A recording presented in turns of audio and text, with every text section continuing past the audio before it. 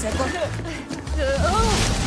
Veće mog deteta mora biti savršeno, a nije. Ljudi će doći, a ništa nije. Uraganiše cveće! Cveće! Da li je neko rekao cveće?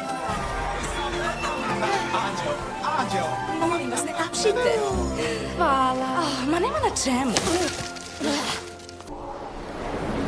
Pepa, imaš oblak?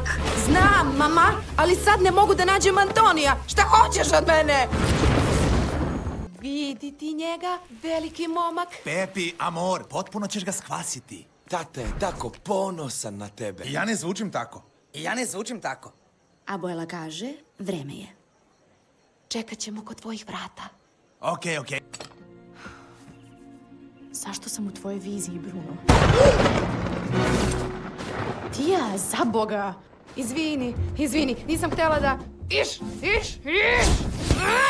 Došla sam po poslednje Tonitove stvari, onda sam čula to ime koje ne izgovaramo. Divota. Sad grmim. A zbog toga će početi da sipi kiš. To će dovesti do rominjanja. Vedro nebo, vedro nebo. Vedro nebo. Tija Pepa, ako je on imao viziju o nekome, šta bi to značilo? Ovdje nema priče o Brunu. Znam, nego hipotetički.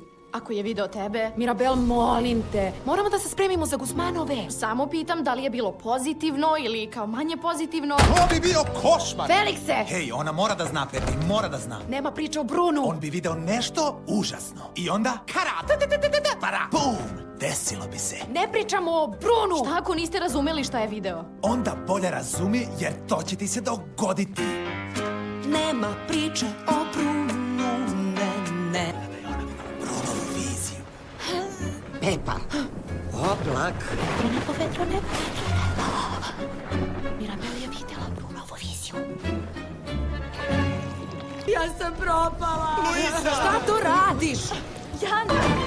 U redu je, mami. Duboko udahni, polako izdahni. Pepa, smiri se. Dajem sve od sebe. Budite srećni što nije uragan. Mama, ti si oduvek presuđen. Ne. Mirabel. Ostani tu. Odmah se vraćamo. Kako je ovo moguće?